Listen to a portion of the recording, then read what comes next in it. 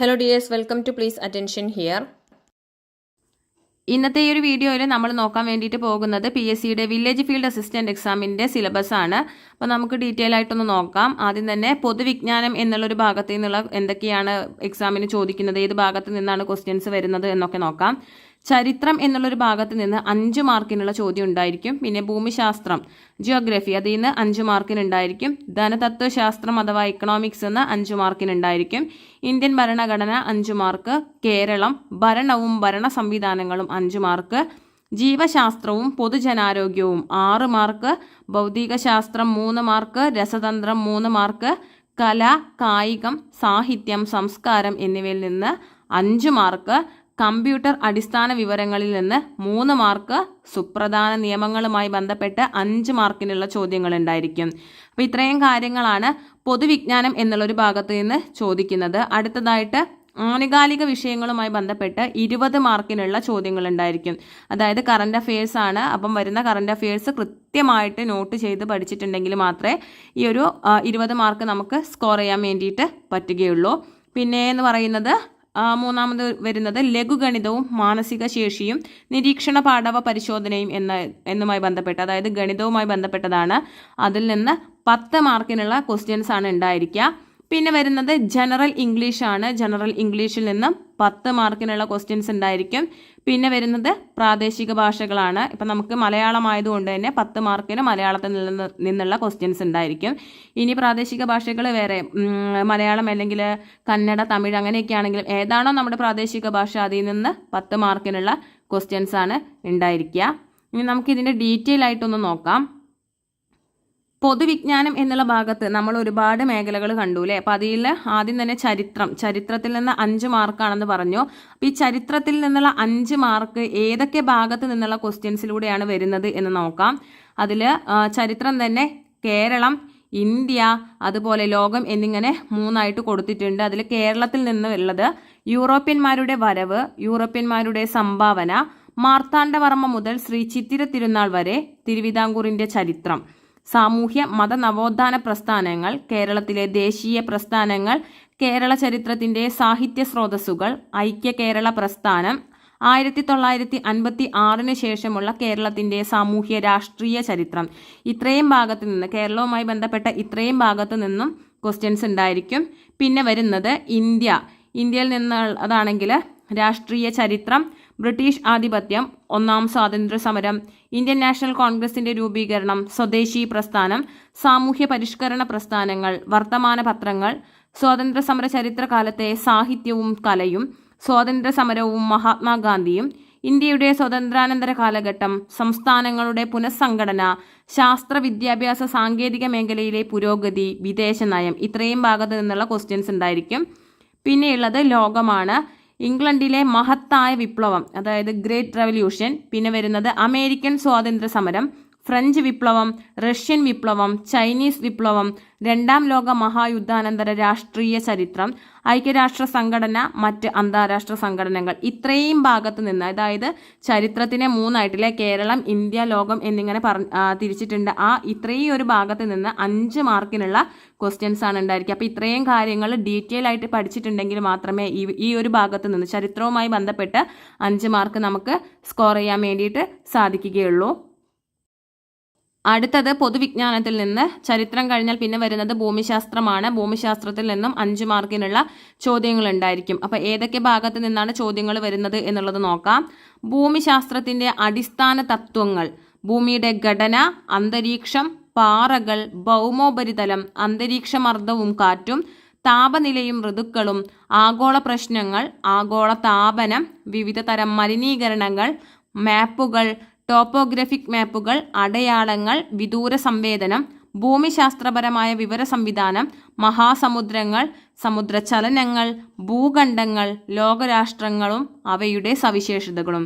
പിന്നെ ഇന്ത്യയുടെ എടുത്ത് നോക്കുകയാണെങ്കിൽ ഇപ്പോൾ ഭൂമിശാസ്ത്രത്തിൻ്റെ അടിസ്ഥാന തത്വങ്ങൾ, ഇത്രയും ഭാഗത്ത് നിന്നുള്ള ക്വസ്റ്റ്യൻസ് നമുക്ക് പ്രതീക്ഷിക്കാം.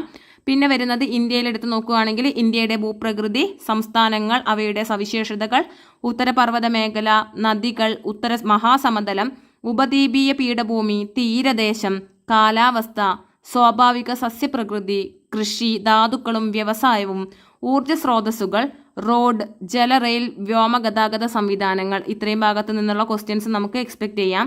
പിന്നെ വരുന്നത് കേരളം എന്നുള്ള, കേരളത്തിലാണെങ്കിൽ കേരളത്തിൻ്റെ ഭൂപ്രകൃതി, ജില്ലകൾ, സവിശേഷതകൾ, നദികൾ, കാലാവസ്ഥ, സ്വാഭാവിക സസ്യപ്രകൃതി, വന്യജീവി, കൃഷിയും ഗവേഷണ സ്ഥാപനങ്ങളും, ധാതുക്കളും വ്യവസായവും, ഊർജ്ജ സ്രോതസ്സുകൾ, റോഡ്, ജല, റെയിൽ, വ്യോമഗതാഗത സംവിധാനങ്ങൾ. ഇത്രയും ഭാഗത്ത് നിന്ന് ഭൂമിശാസ്ത്രത്തിൻ്റെ അടിസ്ഥാന തത്വങ്ങൾ അല്ലെങ്കിൽ ഭൂമിശാസ്ത്രവുമായി ബന്ധപ്പെട്ട് ഭൂമിശാസ്ത്രത്തിൻ്റെ അടിസ്ഥാന തത്വങ്ങൾ, ഇന്ത്യയിലുള്ള കുറച്ച് കാര്യങ്ങൾ, കേരളവുമായി ബന്ധപ്പെട്ട ഇത്രയും കാര്യങ്ങൾ, ഇത്രയും ഭാഗത്ത് നിന്നും 5 മാർക്കിനുള്ള ചോദ്യങ്ങളും എക്സാമിന് നമുക്ക് പ്രതീക്ഷിക്കാം. അടുത്തത് പൊതുവിജ്ഞാനത്തിൽ തന്നെ വരുന്നത് ധനതത്വശാസ്ത്രമാണ്. ധനതത്വശാസ്ത്രത്തിൽ നിന്ന് 5 മാർക്കിനാണ് ഉണ്ടായിരിക്കുക. അതായത് എക്കണോമിക്സുമായി ബന്ധപ്പെട്ടതാണ്. അതിൽ വരുന്നത് ഇന്ത്യ, സാമ്പത്തിക രംഗം, പഞ്ചവത്സര പദ്ധതികൾ, പ്ലാനിംഗ് കമ്മീഷൻ, നീതി ആയോഗ്, നവസാമ്പത്തിക പരിഷ്കാരങ്ങൾ, ധനകാര്യ സ്ഥാപനങ്ങൾ, കാർഷിക വിളകൾ, ധാതുക്കൾ, ഹരിത വിപ്ലവം. ഇത്രയും ഭാഗത്ത് നിന്ന് ധനതത്വശാസ്ത്രവുമായി ബന്ധപ്പെട്ട് 5 മാർക്കിനുള്ള ചോദ്യങ്ങൾ ഉണ്ടായിരിക്കും. പിന്നെ വരുന്നത് ഇന്ത്യൻ ഭരണഘടനയാണ്. കോൺസ്റ്റിറ്റ്യൂഷനുമായി ബന്ധപ്പെട്ട് 5 മാർക്കിനുള്ള ചോദ്യങ്ങൾ ഉണ്ടായിരിക്കും. അത് ഏതൊക്കെ ഭാഗങ്ങളിൽ നിന്നാണെന്ന് നോക്കാം.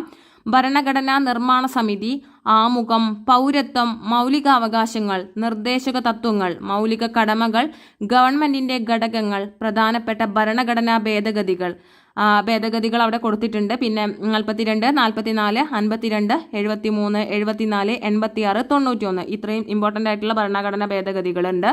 പിന്നെ പഞ്ചായത്തി രാജ്, ഭരണഘടനാ സ്ഥാപനങ്ങളും അവയുടെ ചുമതലകളും, union list, state list, concurrent list. ഇത്രയും ഭാഗത്ത് നിന്നായിട്ട് ഇന്ത്യൻ ഭരണഘടനയുമായി ബന്ധപ്പെട്ട ഈ ഒരു ഭാഗത്ത് നിന്നും 5 മാർക്കിനുള്ള ചോദ്യങ്ങൾ നമുക്ക് എക്സാമിന് പ്രതീക്ഷിക്കാം. പിന്നെ വരുന്നത് കേരളം, ഭരണവും ഭരണ സംവിധാനങ്ങളും എന്നാണ്. അതിൽ നിന്നും 5 മാർക്കിനുള്ള ചോദ്യങ്ങൾ ഉണ്ടായിരിക്കും. അപ്പോൾ ഈ ഭരണവും ഭരണ സംവിധാനങ്ങളുമായി ബന്ധപ്പെട്ട് ഏതൊക്കെ ഭാഗങ്ങളാണെന്ന് നോക്കാം. കേരളത്തിൽ സംസ്ഥാന സിവിൽ സർവീസ്, ഭരണഘടനാ സ്ഥാപനങ്ങൾ, വിവിധ കമ്മീഷനുകൾ, സാമൂഹിക സാമ്പത്തിക വാണിജ്യ ആസൂത്രണ അടിസ്ഥാന വിവരങ്ങൾ, ദുരന്ത നിവാരണ അതോറിറ്റി, തണ്ണീർത്തട സംരക്ഷണം, തൊഴിലും ജോലിയും, ദേശീയ ഗ്രാമീണ തൊഴിൽ പദ്ധതികൾ, ഭൂപരിഷ്കരണങ്ങൾ, സ്ത്രീകൾ, കുട്ടികൾ, മുതിർന്ന പൗരന്മാർ എന്നിവരുടെ സംരക്ഷണം, സാമൂഹ്യക്ഷേമം, സാമൂഹ്യ സുരക്ഷിതത്വം. ഇത്രയും ഭാഗത്ത് നിന്ന് 5 മാർക്കിനുള്ള ചോദ്യം നമുക്ക് പ്രതീക്ഷിക്കാം. അടുത്തത് വരുന്നത് ജീവശാസ്ത്രവും പൊതുജന ആരോഗ്യവുമായി ബന്ധപ്പെട്ട് 6 മാർക്കിനുള്ള ചോദ്യങ്ങൾ ഉണ്ടായിരിക്കും. അപ്പോൾ അത് ഏതൊക്കെ ഭാഗത്ത് നിന്നാണ് ചോദിക്കുക എന്നുള്ളത് നോക്കാം. മനുഷ്യ ശരീരത്തെക്കുറിച്ചുള്ള പൊതു അറിവ്, ജീവകങ്ങളും ധാതുക്കളും അവയുടെ അപര്യാപ്തത രോഗങ്ങളും, സാംക്രമിക രോഗങ്ങളും രോഗകാരികളും, കേരളത്തിലെ ആരോഗ്യക്ഷേമ പ്രവർത്തനങ്ങൾ, ജീവിതശൈലി രോഗങ്ങൾ, അടിസ്ഥാന ആരോഗ്യ വിജ്ഞാനം, പരിസ്ഥിതിയും പരിസ്ഥിതി പ്രശ്നങ്ങളും. ഇത്രയും ഭാഗത്ത് നിന്നായിട്ട് 6 മാർക്കിനുള്ള ക്വസ്റ്റ്യൻസ് ആണ് ചോദിക്കുക. പിന്നെ വരുന്നത് ഭൗതിക ശാസ്ത്രമാണ്. ഭൗതിക ശാസ്ത്രത്തിൽ 3 മാർക്കിനുള്ള ക്വസ്റ്റ്യൻസ് ആണ് ഉണ്ടായിരിക്കുക. അപ്പോൾ അത് എവിടെ നിന്നൊക്കെയാണ് വരിക എന്നുള്ളത് നോക്കാം. ഭൗതിക ശാസ്ത്രത്തിൻ്റെ ശാഖകൾ, ദ്രവ്യം, യൂണിറ്റ്, അളവുകളും തോതും. പിന്നെ വരുന്നത് ചലനം, ന്യൂട്ടന്റെ ചലന നിയമങ്ങൾ, 3ാം ചലന നിയമം, ആക്കം, പ്രൊജക്ടൈൽ മോഷൻ, 3ാം ചലന നിയമം ഉപയോഗപ്പെടുത്തുന്ന സന്ദർഭങ്ങൾ, ISROയുടെ ബഹിരാകാശ നേട്ടങ്ങൾ. അടുത്തത് പ്രകാശം, ലെൻസ്, ദർപ്പണം, R=2F എന്ന സമവാക്യം ഉപയോഗപ്പെടുത്തിയുള്ള ഗണിത പ്രശ്നങ്ങൾ, പ്രകാശത്തിന്റെ വിവിധ പ്രതിഭാസങ്ങൾ, മഴവില്ല്, വസ്തുക്കളുടെ വിവിധ വർണ്ണങ്ങൾ, electromagnetic spectrum, IR rays, UV rays, X rays, photoelectric effect. പിന്നെയുള്ളത് ശബ്ദം, വിവിധ തരം തരംഗങ്ങൾ, വ്യത്യസ്ത മാധ്യമങ്ങളിൽ പ്രകാശത്തിന്റെ പ്രവേഗം, അനുരണനം, ആവർത്തന പ്രതിപതനം. അടുത്തത് ബലം, വിവിധ തരം ബലങ്ങൾ, ഘർഷണം, ഘർഷണത്തിന്റെ ഉപയോഗങ്ങളും ദോഷങ്ങളും, ദ്രാവകമർദ്ദം, പ്ലവക്ഷമ ബലം, ആർക്കിമിഡീസ് തത്വം, പാസ്കൽ നിയമം, സാന്ദ്രത, ആപേക്ഷിക സാന്ദ്രത, അഡീഷൻ കൊഹീഷൻ ബലങ്ങൾ, കേശിക ഉയർച്ച, വിസ്കസ് ബലം, പ്രതല ബലം. പിന്നെയുള്ളത് ഗുരുത്വാകർഷണം, അഭികേന്ദ്ര ബലം, അപകേന്ദ്ര ബലം, ഉപഗ്രഹങ്ങൾ, പാലായന പ്രവേഗം, പിണ്ഡവും ഭാരവും, ജിയുടെ മൂല്യം, ഭൂമിയുടെ വിവിധ സ്ഥലങ്ങളിൽ ജിയുടെ മൂല്യം. ഇത്രയും ഭാഗത്ത് നിന്നുണ്ടായിരിക്കും. പിന്നെ ഉള്ളതെന്ന് പറയുന്നത് താപം, താപനില, വിവിധ തരം തെർമോമീറ്ററുകൾ, ആർദ്രത, ആപേക്ഷിക ആർദ്രത, പ്രവൃത്തി, ഊർജം, പവർ, ഗണിത പ്രശ്നങ്ങൾ, ഉത്തോലകങ്ങൾ, വിവിധ തരം ഉത്തോലകങ്ങൾ. ഇത്രയും ഭാഗത്ത് നിന്ന് കുറച്ചധികം ഇത്രയും ഭാഗത്ത് നിന്ന് എന്താണ് 3 മാർക്കിനുള്ള ക്വസ്റ്റ്യൻസ് ആണ് ചോദിക്കുന്നത്. പിന്നെയുള്ളത് രസതന്ത്രമാണ്. രസതന്ത്രത്തിൽ നിന്ന് കെമിസ്ട്രി 3 മാർക്കിനുള്ള ചോദ്യങ്ങൾ ഉണ്ടായിരിക്കും. അതിൽ വരുന്നത് ആറ്റം, തന്മാത്ര, ദ്രവ്യത്തിന്റെ വിവിധ അവസ്ഥകൾ, രൂപാന്തരത്വം, വാതക നിയമങ്ങൾ, അക്വറീജിയ. പിന്നെയുള്ളത് മൂലകങ്ങളാണ്. മൂലകങ്ങളിൽ നിന്ന് ആവർത്തന പട്ടിക, ലോഹങ്ങളും അലോഹങ്ങളും, രാസഭൗതിക മാറ്റങ്ങൾ, രാസപ്രവർത്തനങ്ങൾ, ലായനികൾ, മിശ്രിതങ്ങൾ, സംയുക്തങ്ങൾ. പിന്നെ വരുന്നത് ലോഹങ്ങൾ, അലോഹങ്ങൾ, ലോഹസങ്കരങ്ങൾ, ആസിഡും ആൽക്കലിയും, pH മൂല്യം, ആൽക്കലോയിഡുകൾ. ഇത്രയും ഒരു ഭാഗത്ത് നിന്ന് 3 മാർക്കിനുള്ള ക്വസ്റ്റ്യൻസ് കെമിസ്ട്രി ആയിട്ട് ബന്ധപ്പെട്ടുണ്ടായിരിക്കും. പിന്നെ വരുന്നത് കല, കായികം, സാഹിത്യം, സംസ്കാരം. ഇത്രയും ഒരു ഭാഗത്ത് നിന്ന് 5 മാർക്കിനുള്ള ചോദ്യം പ്രതീക്ഷിക്കാം. അതിൽ കലയിൽ വരുന്നത് കേരളത്തിലെ പ്രധാന ദൃശ്യശ്രവ്യ കലകൾ, ഇവയുടെ ഉത്ഭവം, വ്യാപനം, പരിശീലനം എന്നിവ കൊണ്ട് പ്രശസ്തമായ സ്ഥലങ്ങൾ, പ്രശസ്തമായ സ്ഥാപനങ്ങൾ, പ്രശസ്തരായ വ്യക്തികൾ, പ്രശസ്തരായ കലാകാരന്മാർ, പ്രശസ്തരായ എഴുത്തുകാർ. പിന്നെയുള്ളത് കായികമാണ്. കായികത്തിൽ നിന്ന് കായിക രംഗത്ത് വ്യക്തിമുദ്ര പതിപ്പിച്ച കേരളത്തിലെയും ഇന്ത്യയിലെയും ലോകത്തിലെയും പ്രധാന കായിക താരങ്ങൾ, അവരുടെ കായിക ഇനങ്ങൾ, അവരുടെ നേട്ടങ്ങൾ, അവർക്ക് ലഭിച്ചിട്ടുള്ള ബഹുമതികൾ, പ്രധാന അവാർഡുകൾ, അവാർഡ് ജേതാക്കൾ, ഓരോ അവാർഡും ഏത് മേഖലയിലെ പ്രകടനത്തിനാണ് നൽകുന്നത് എന്ന അറിവ്, പ്രധാന ട്രോഫികൾ, ബന്ധപ്പെട്ട മത്സരങ്ങൾ അല്ലെങ്കിൽ കായിക ഇനങ്ങൾ, പ്രധാന കായിക ഇനങ്ങൾ, പങ്കെടുക്കുന്ന കളിക്കാരുടെ എണ്ണം, കളികളുമായി ബന്ധപ്പെട്ട പ്രധാന പദങ്ങൾ. പിന്നെ ഒളിമ്പിക്സിൽ അടിസ്ഥാന വിവരങ്ങൾ, പ്രധാന വേദികൾ അല്ലെങ്കിൽ രാജ്യങ്ങൾ, പ്രശസ്തമായ വിജയങ്ങൾ അല്ലെങ്കിൽ കായിക താരങ്ങൾ. ഒളിമ്പിക്സിൽ ഇന്ത്യയുടെ ശ്രദ്ധേയമായ പ്രകടനങ്ങൾ, വിന്റർ ഒളിമ്പിക്സ്, പാരാ ഒളിമ്പിക്സ്. പിന്നെയുള്ളത് Asian Games, Afro Asian Games, Commonwealth Games, SAF Games. ഇതിൻ്റെ വേദികൾ, രാജ്യങ്ങൾ, ഇന്ത്യയുടെ ശ്രദ്ധേയമായ പ്രകടനം, ഇതര വസ്തുതകൾ. പിന്നെ അറിയേണ്ടത് ദേശീയ ഗെയിംസിനെ കുറിച്ച്, ഗെയിംസ് ഇനങ്ങൾ, മത്സരങ്ങൾ, താരങ്ങൾ, നേട്ടങ്ങൾ. പിന്നെ ഓരോ രാജ്യത്തിൻ്റെയും ദേശീയ കായിക ഇനങ്ങൾ അല്ലെങ്കിൽ വിനോദങ്ങൾ.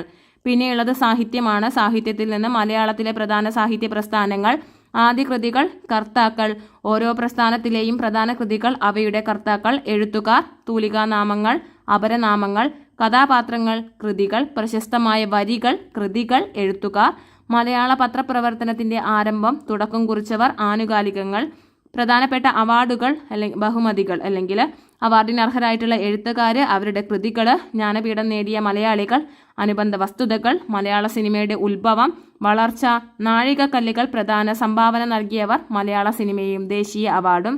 പിന്നെയുള്ളത് സംസ്കാരമാണ്. അതിൽ കേരളത്തിലെ പ്രധാന ആഘോഷങ്ങൾ, ആഘോഷങ്ങളുമായി ബന്ധപ്പെട്ട സ്ഥലങ്ങൾ, പ്രശസ്തമായ ഉത്സവങ്ങൾ, കേരളത്തിലെ സാംസ്കാരിക കേന്ദ്രങ്ങൾ, ആരാധനാലയങ്ങൾ, സാംസ്കാരിക നായകർ, അവരുടെ സംഭാവനകൾ. ഇത്രയും ഭാഗത്ത് നിന്നും എത്ര മാർക്കിനാണ് ക്വസ്റ്റ്യൻസ് എന്ന് വെച്ചാൽ 5 മാർക്കാണ്. കല, കായികം, സാഹിത്യം, സംസ്കാരം 5 മാർക്കിനുള്ള ക്വസ്റ്റ്യൻസ് ആണ് ഇത്രയും ഭാഗത്ത് നിന്നും വരുന്നത്. പിന്നെ വരുന്നത് IT റിലേറ്റഡ് ആണ്. അതിലെന്തൊക്കെയാണെന്ന് നോക്കാം. കമ്പ്യൂട്ടർ, അതിൻ്റെ അടിസ്ഥാന വിവരങ്ങൾ 3 മാർക്കാണ്. അപ്പോൾ അതിൽ വരുന്നത് ഹാർഡ്വെയർ, അതിൽ ഹാർഡ്വെയറിൽ തന്നെ ഇൻപുട്ട് ഡിവൈസസ്, അതിൻ്റെ names and uses, output devices, names and uses അല്ലെങ്കിൽ ഫ്യൂച്ചേഴ്സ്, മെമ്മറി ഡിവൈസസ് അറിയണം, പ്രൈമറി ആൻഡ് സെക്കൻഡറി എക്സാമ്പിൾസ്, അതിൻ്റെ ഫ്യൂച്ചേഴ്സ് അറിഞ്ഞിരിക്കണം. പിന്നെ ഹാർഡ്വെയർ കഴിഞ്ഞാൽ സോഫ്റ്റ്വെയറിൻ്റെ ഭാഗത്ത് നിന്നുള്ള ക്വസ്റ്റ്യൻസ് ഉണ്ടായിരിക്കും. അതിൽ classification, system software and application software, operating system, functions and examples, popular application software packages, word processors, spreadsheets, database packages, presentation, image editors, അതിൻ്റെയൊക്കെ uses, features and fundamental concepts of each. പിന്നെ വരുന്നത് basics of programming ആണ്. അതിൽ വരുന്നത് types of instructions അതായത് input, output, store control, transfer, അതൊക്കെയാണ്.